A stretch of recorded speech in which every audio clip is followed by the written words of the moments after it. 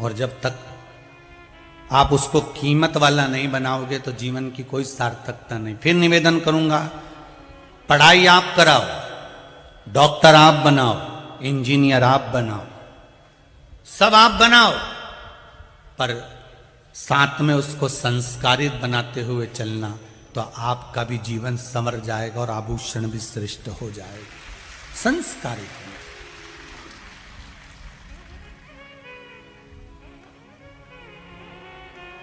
आज भारत की भूमि पर सबसे बड़ी विडंबना एक चीज की है,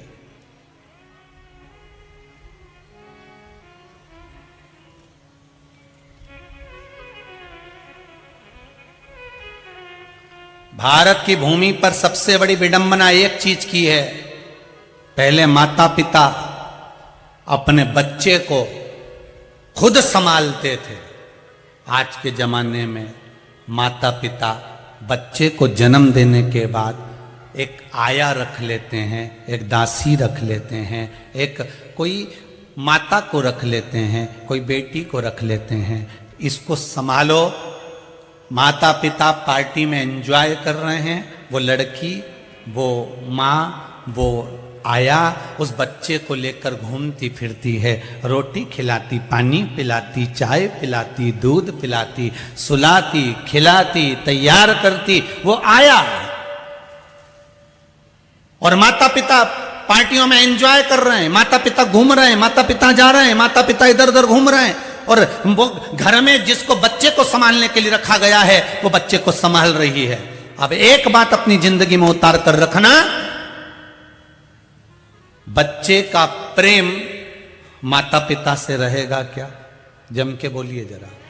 नहीं रहेगा।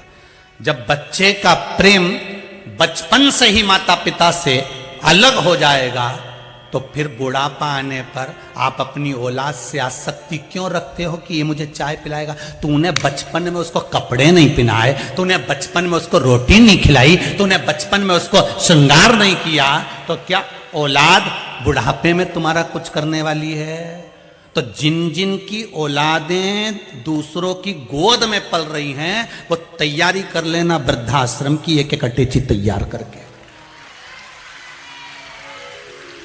एक एक अटैची अभी से तैयार कर कर रख लो। क्योंकि बच्चों में प्रेम आप जागृत करोगे तो बच्चे, माना आपको नौकरी से फुर्सत नहीं है, आपको कमाने से फुर्सत नहीं है, पत्नी भी नौकरी पर जा रही है, पति भी नौकरी पर जा रहा है, पर ईमानदारी से बोलो, पूरा जीवन आधे से ज्यादा समय, आधा ही समय समझ लो कि जिंदगी के 100 साल में से 50 साल तुमने कमाने में निकाले। अब हिसाब लगाइएगा जरा, कितने साल कमाने में निकाले?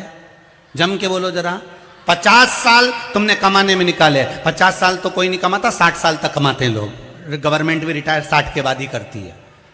तुमने कमाने में 60 साल निकाल दिए, कमाने में तुमने 50 साल निकाल दिए। अब जितना पैसा तुमने शरीर को खूब काम में झोंका, खूब काम में झोंका, खूब भट्टी में झोंका, 8-8 बजे से जा जाकर दुकान पर झोंका, खूब काम करा, खूब काम करा, शरीर का घुटना, कमर, पीठ, सिर, आंख, नाक, मुंह सब बेकार कर लिया। अब 50 साल तुमने कमाया, अब वो 50 साल तुमने जो कमाया वो 50 साल इस शरीर में बीमारी में खर्च करो और डॉक्टर को भरो, लगाओ।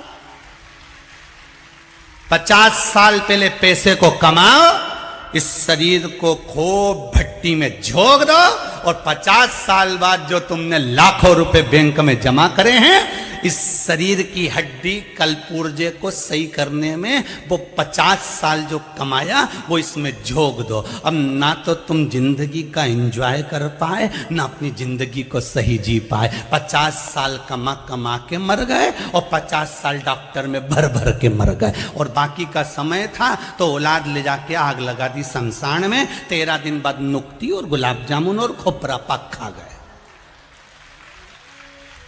गया जीवन सब।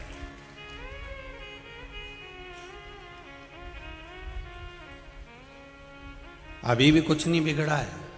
अरे ओ धान के कटोरों वालों, अच्छे से सुन लो जरा, कुछ नहीं बिगड़ा, अभी भी कुछ नहीं गया।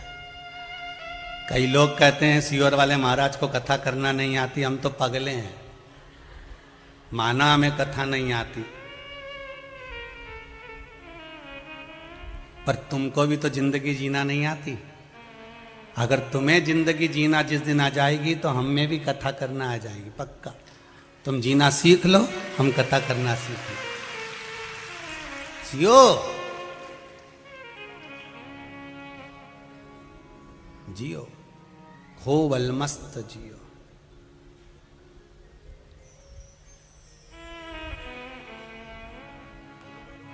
अभी वो टीवी पे देखा था बीच में और अखबार में आया था, ना जाने वो कहाँ का था, यूपी पुपी का था कहीं का, खूब पैसा मिला उसके यहाँ। दादा तुम्हें नाम मालूम हो तो बता दीजिए रे।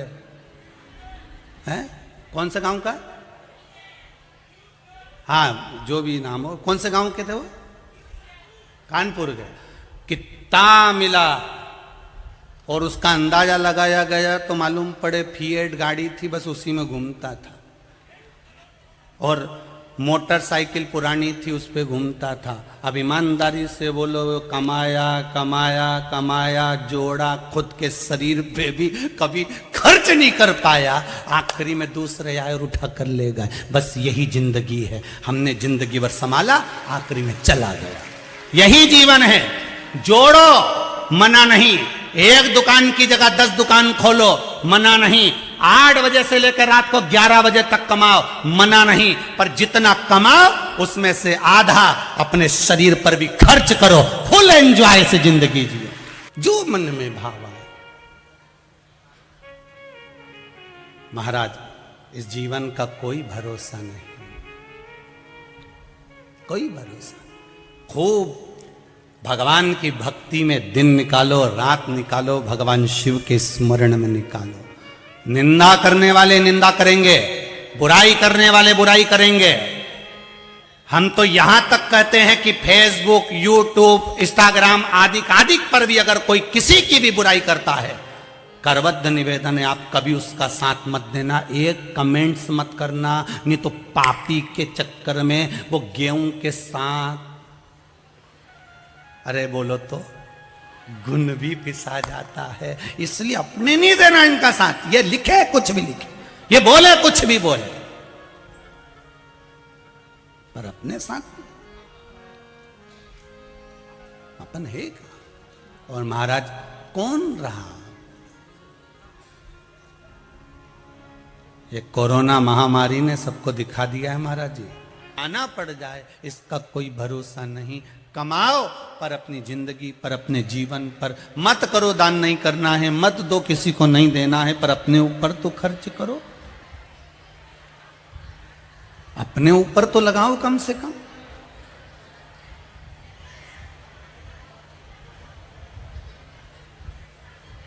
तुम्हारी मर्जी पड़े जैसे रहो, पर भगवान शिव का गुणगान करते रहो। श्री शिवाय नमस्तुभ्यं, श्री शिवाय नमस्तुभ्यं, श्री शिवाय नमस्तुभ्यं, श्री शिवाय नमस्तुभ्यं, श्री शिवाय नमस्तुभ्यं। तुम्हारी मर्जी पड़े जैसे जीवन जियो, पर शंकर का नाम लेकर, भगवान का भजन कर कर, स्मरण कर कर, कीर्तन कर कर, भगवत नाम को धारण कर कर जीवन जियो। शुरुआत भी तुम्हारी शंकर से होना चाहिए और अंत भी तुम्हारा शंकर से होना चाहिए। महाराज, मकान तुम्हारी पसंद का होगा और मसान शंकर की पसंद का होगा कि किस जगह पर ले जाकर आग लगवाएगा, ये उसको मालूम है, हमको नहीं।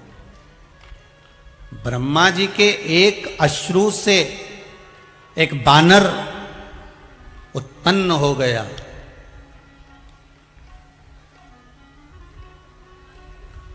थोड़ा उपद्री था, राक्षस प्रकार था, उपद्री प्रवृत्ति। शिव जी मिलने के लिए आए ब्रह्मा जी को। ब्रह्मा जी नहीं थे, पर भगवान शंकर को पछतावा हो रहा है कि मैंने ब्रह्मा को क्यों अपशब्द कह दिया, मैंने ब्रह्मा को क्यों समझाया।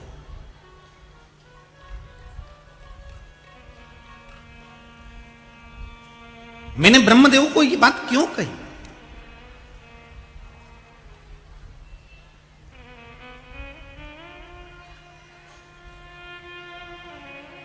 ये पछतावा शिव को हो रहा। जैसे एक नारी, जैसे एक स्त्री रोती है पछतावे में, शिव को वो पछतावा हुआ। अश्रु शंकर भगवान का भूमि पर गिरा। उस सुमेरु पर्वत पर ही एक तालाब बन गया। उस तालाब को जब शंकर जी ने देखा तो सोचा कि यह तालाब तो था नहीं, पर प्रकट हुआ है, इसलिए इस तालाब पर मेरे प्रायश्चित का अश्रु निकला है। मेरे जीवन का बदलाव, मेरे हृदय का बदलाव हुआ है। इसलिए इस तालाब में जो स्नान करेगा, पुरुष अगर इस तालाब में कभी स्नान करता है तो वो नारी बन जाएगा और बड़ी सुंदर नारी बनेगी।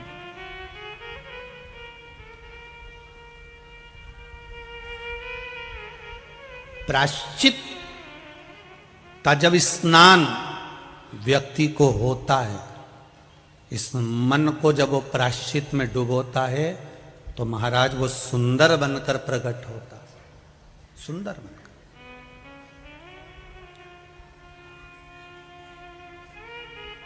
प्रायश्चित में सुंदरता है।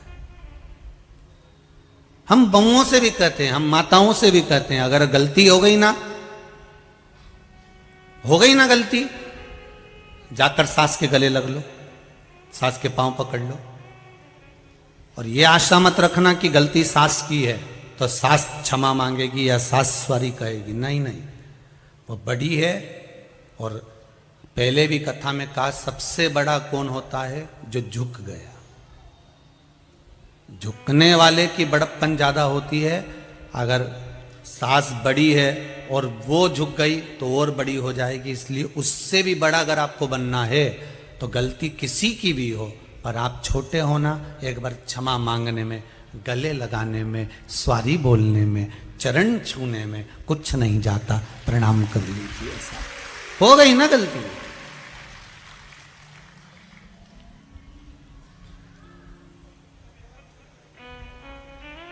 कुछ नहीं बिगड़ेगा।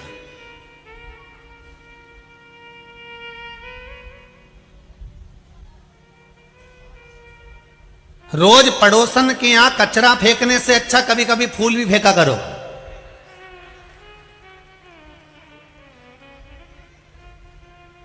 रोज पड़ोसन के यहां गलती निकालने से अच्छा है कि दीपावली दशहरे पर कुछ मिठाई भी भेजा करो। उसको अच्छा लगेगा, तभी तो उसके दिल में आएगा कि मेरी पड़ोसन अच्छी है, उसके यहां पूजन पाठ होता है, वो कुछ भेजती है।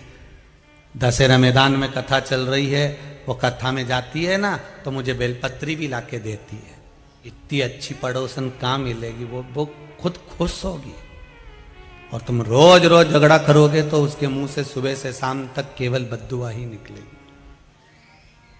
ना तुम्हारा धन उसको चाहिए, ना उसका धन तुमको चाहिए। तुम भी ऐसे नहीं हो कि किसी का धन तुमको चाहिए। जितने लोग कथा में बैठे हो ना, और जितने आस्था पर कथा सुन रहे हो, फेसबुक यूट्यूब पर कथा सुन रहे हो, इतना तो मेरा विश्वास कहता है कि आपको किसी के धन की जरूरत नहीं है। आपको तो महादेव के धन की जरूरत है कि वो देगा, तब जाकर हमारा कार्य सफल होगा। हमें किसी का धन नहीं चाहिए और ना हमें किसी की दौलत चाहिए। कोई किसी का धन मिल भी जाएगा तो कितने दिन चलेगा? किसी का पड़ा हुआ मोबाइल मिल गया, हार मिल गया, चेन मिल गई, अंगूठी मिल गई, कितने दिन चलेगी? पर अगर उसने, आवाज पकड़ रहा है भाई, अगर उसने कृपा कर दी, उसने दया कर दी, और जो एक बार दे दिया तो उसका सुख ही दूसरा हो। उसने अगर दिया है फिर सोचना नहीं है महाराज।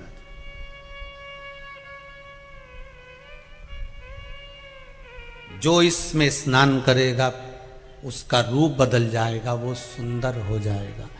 अब ये बानर को नहीं मालूम था जो उपद्रवी था, इतना उपद्रव मचा रखा था इसने, इतना उपद्रव मचा रखा था, इतना उपद्रव मचा के रखा था, चारों तरफ उपद्रव मचा रहा था। एक दिन ये बिना सोचे समझे उस तालाब में अपने राज्य का आनंद करते हुए नहाने के लिए चला गया। नहाने के लिए गया और इसका रूप चेंज हो गया। ये पुरुष से स्त्री बन गया, बंदर से सुंदर अप्सरा जैसा बन गया, इतना सुंदर बन गया। और इसने खुद तालाब के जल में जब अपना मुख देखा तो इसको पछतावा होने लगा, बताओ मैं इतना वीर था, इतना प्रबल था और मुझे स्त्री जैसा स्वरूप मिल गया, मुझे स्त्री जैसा स्वरूप। अब बैठा था, अब बैठा था बोले कि बैठी थी, तो इतना सुंदर स्वरूप धारण कर कर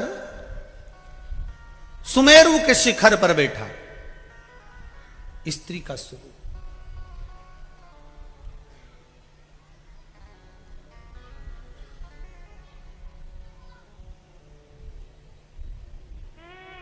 रामचरितमानस में दो ऐसे हैं जिनकी माता थी पर गर्भ से नहीं जन्मे थे, एक बाली और एक सुग्रीव। जिनकी माता थी पर ये गर्भ से नहीं जन्मे, माता तो थी इनकी पर ये गर्भ से इनका जन्म नहीं हुआ। महाराज वो थे बाली और जम के बोलो सुग्रीव, ये दो थे। और ये सजकर श्रृंगारित होकर शिखर पर बैठी हुई थी। महाराज इतने में वहीं से इंद्र और सूर्य देव का आगमन हुआ। दोनों ने देखा तो इंद्र देव ने सूर्य देवता से कहा, कितनी सुंदर नारी बैठी है, अप्सराएं भी इसके आगे फीकी है, इसके बाल कितने सुंदर हैं, बस बाल पर दृष्टि पड़ गई। तो महाराज एक बेटे ने जन्म ले लिया जिसका नाम था बाली। मात्र बाल पर दृष्टि पड़ी तो बेटे ने जन्म लिया जिसका नाम था बाली। और इतने में सूर्य देवता, सूर्य नारायण भगवान देख रहे थे, सूर्य देवता देख रहे थे।